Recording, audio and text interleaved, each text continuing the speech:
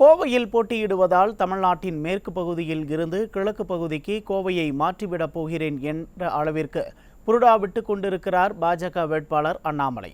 கோவையில் 250 மக்கள் மருந்தகங்களை கொண்டு வருவோம் என்று வாயில் வடைசுடும் அண்ணாமலைக்கு கொட்டு வைத்து மதுரை எய்ம்ஸ் மருத்துவக் கல்லூரியின் நிலையை கொஞ்சம் பாருங்களேன் என்று யாராவது சொல்வார்களா?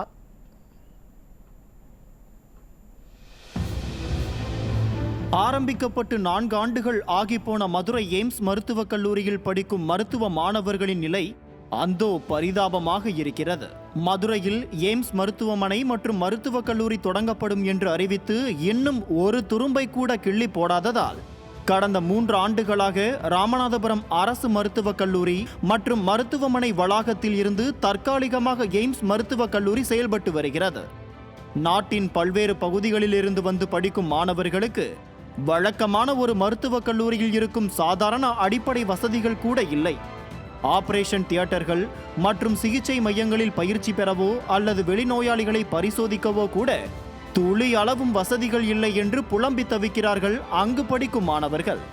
ஒரே ஒரு ஆய்வகம், ஒரே ஒரு நூலகம் மட்டுமே உள்ள அரசு ராமநாதபுரம் மருத்துவக் கல்லூரி மற்றும் மருத்துவமனையின் வகுப்புகளில்தான் இந்த எய்ம்ஸ் இயங்குகிறது.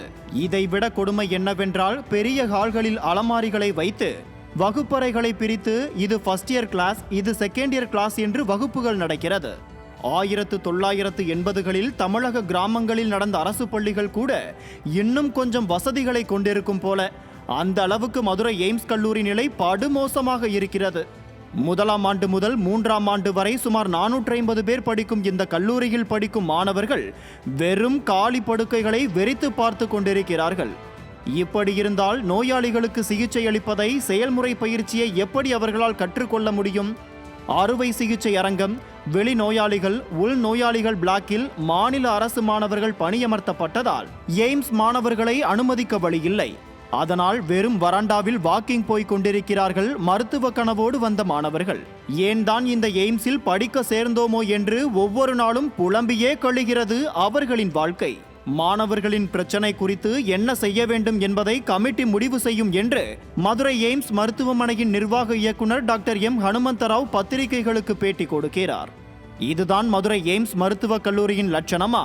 இதை சரி செய்ய துப்பில்லாமல் கோவைக்கு 250 மக்கள் மருந்தகங்கள், நடமாடும் மருத்துவ கடைகள் கொண்டு வருவோம் என்று காதில் பூ சுற்றி கொண்டிருக்கிறார் கோவையின் மிஸ்டர் பாஜக வேட்பாளர்.